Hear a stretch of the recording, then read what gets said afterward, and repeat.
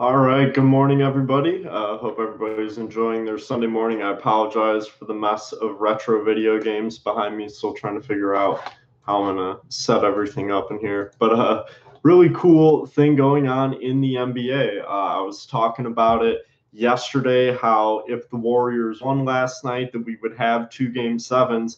And I was awkwardly scrolling back through NBA history during my video, trying to find the last time that it had happened because it has been since 1979 that we've seen both the Eastern Conference and the Western Conference go to a game seven in their conference finals. So that's something that's really exciting for basketball fans. It's a little more panic stricken for me because my team is playing in one of them. So we have the Cavs and the Celtics game seven tonight. Kevin Love will not be playing in that. But first, we'll talk a little bit about game six of the Rockets and Warriors last night, a game that the Rockets looked to be in really good shape throughout the first 24 minutes. They were up 10 points at the half. It looked as if Houston was well on their way to picking up another road victory at the Oracle Arena, trying to close that series out in six games. But then a true disaster struck for the Houston Rockets. And I think a big thing that we've seen in this series earlier on was that Chris Paul was being the guy that closed these games for the Rockets. He was being the piece that was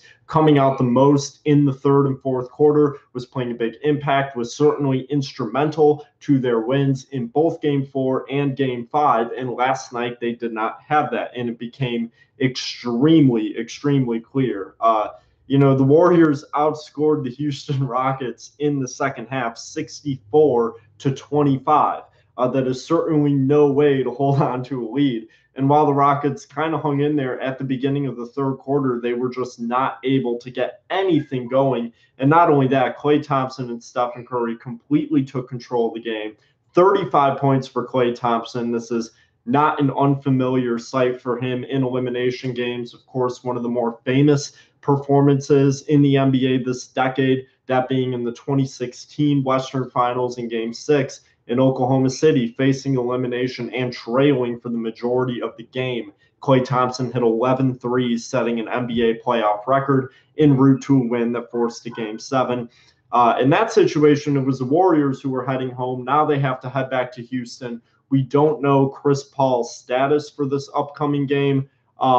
Although I just received an update that Chris Paul is less likely than likely to play for game seven. And that is around what I was thinking, and I think what most people are considering. The hamstrings are just really tough. It's not like a lot of other injuries to where there's a concrete recovery time. Most of the time, they are nagging injuries that take 3 to 4 weeks to be able to recover, which is what was really surprising about Jaylen Brown when he had a bit of hamstring troubles earlier in this postseason. He aggravated it in game seven against Milwaukee and only missed one game, returned off the bench, and was starting by the end of that series. So it's one of those things where it's just really unpredictable and you never know, but it does not look like Chris Paul is going to be playing in game seven. So for the Houston Rockets, even though they had a good first half, they were hitting most of their shots. Going home, they're going to need a lot more to be able to beat the Golden State Warriors. This is a team that's mostly healthy. They didn't have Andre Iguodala last night, but that didn't seem to be a problem once they got going in the second half. And I think that's when that sense of urgency kicked in. We're facing elimination. We're the favorites in this series. We should be going to a fourth consecutive finals. Let's do what we have to do. And that is exactly what happened. They end up winning the game, by a margin of 29. And the Warriors are well on their way to a game seven. They're 5.5-point favorites in this game seven as well. So I like the Warriors in game seven just because of the simple fact that you're not going to have Chris Paul on the floor in all likelihood. And even if he is on the floor, which to me makes it interesting, and I was thinking about this when the injury happened, that, what level of healthy does Chris Paul have to be to play in this game? This is inarguably the most important game of his career, shall he play. And you'd have to think that even if he isn't that close to 100%, if he's hanging in the 50 to 60 range, you'd have to think that there is at least a possibility that Chris Paul will be playing tomorrow night for a chance to go to the NBA Finals. I was watching Brian Windhorst talk on ESPN, and he said that that could actually go down as a significant moment in NBA history. The difference between Chris Paul potentially getting a championship and not, because this is obviously his best chance that he has ever had at one. And there's a good chance that it's going to be his best chance he'll ever have at one, considering the spot that the Houston Rockets are in with the ages of their contributors, with James Harden being the only piece that's locked down long term. We don't really know what the future is going to be like for the Houston Rockets and for specifically Chris Paul. So I think that Golden State is going to win either way, just because I don't really think that even if Chris Paul plays, that he's going to be dynamic enough to take down the Warriors, even though it's at home. That's kind of where I'm at there. As far as the Eastern Conference Finals, Game 7 between the Cavs and the Celtics, the home team being the winner in all 6 games in the series. And the Celtics and myself are hoping for that trend to continue in Game 7. The Cavaliers do have a big problem, though. They will be without Kevin Love. They were without Kevin Love for the majority of Game 6. He only played 5 minutes. It didn't end up really being a problem in Game 6, but that is thanks to the Cavaliers getting uncharacteristically high amounts of contribution from their role players. And this is most notably Larry Nance getting 10 points and not missing a shot off the bench. It comes down to George Hill giving you 20 points, which he had not done yet. Jeff Green giving 14 points off the bench. Kyle Korver contributing. You're going to need to see that in order for Cleveland to have a shot. It's going to be a given that LeBron James is going to give you a fantastic performance that is really going to make a big difference no matter what happens in this game. I think win or lose, you could probably pencil him in for at least 35, probably 40. But are they going to get anything from George Hill? Are they going to get anything for J.R. Smith? This is going to be a huge game for Tristan Thompson, because it's going to be his responsibility to not only defend Al Horford as well as he has this series, but to also have a double-double kind of game to make up for what Kevin Love was giving in the series. And Kevin Love was far from fantastic in the series, but he is still somebody that's going to give you double figures in points and rebounds, most likely, every time he plays. So Tristan Thompson needs to be able to do that, and Larry Nance also needs to be able to help with that off the bench. So I do think that at the end of the day, the X factor in this game for Cleveland is going to come down to J.R. Smith. This is the guy out of all of their shooters. He's the most proven. He has done it on a big stage. He's done it in big moments before. He's done it for this team in big moments on the big stage before. And this is a big one. And LeBron James simply needs his help tonight. He's going to need the help of multiple of his role players in order to find a way to win in Boston, which we know LeBron James can do. But the question is, can these role players on the Cleveland Cavaliers do what they need to do to get them to a 4th consecutive finals?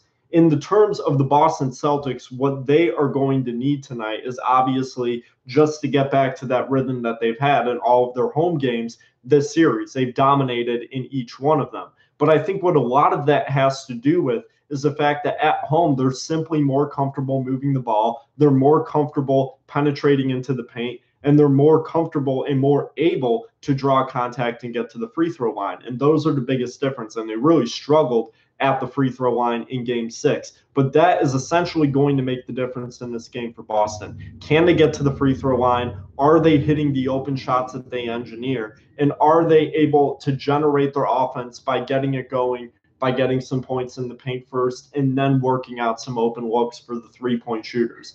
The Celtics are probably going to need to win the three-point battle tonight to win the game. I don't think that that's unrealistic, considering that the Celtics are the better three-point shooting team ultimately, but I think that's something that they're going to need to do.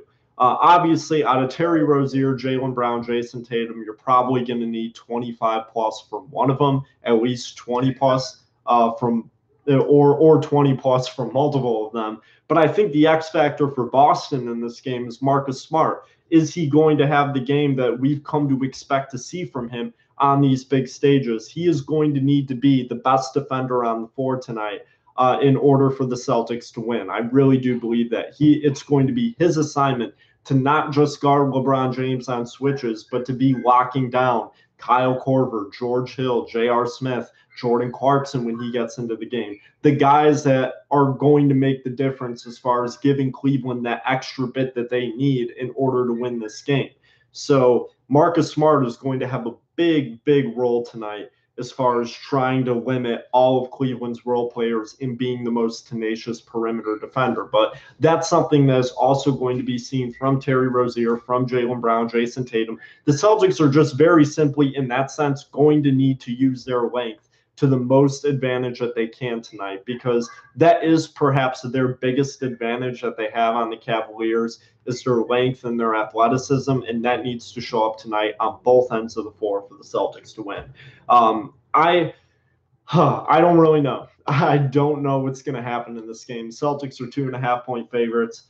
I said yesterday that I thought the Celtics would win tonight. I also said that I don't think they have any excuse to lose without Kevin Love on the floor, and I still believe that to be true. But at the end of the day, you can't really count anything out of the capability of LeBron James, and that is what we're talking about here. And I don't doubt that he can get his guys going to get enough help in order to win this game. He's certainly not afraid of the moment.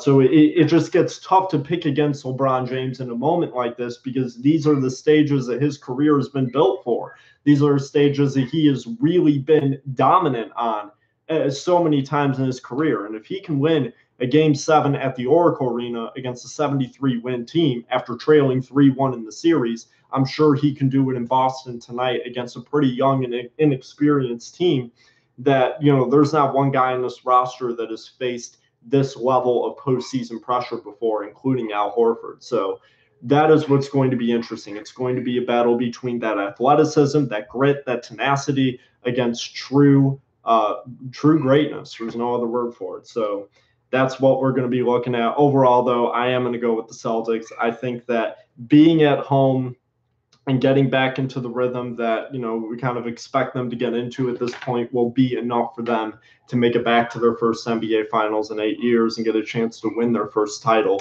in 10. That's all I have for you today. I'll be back tomorrow talking about more. Look ahead to Game 7 of Rockets Warriors. But other than that, have a good rest of your Sunday. I'll see you tomorrow.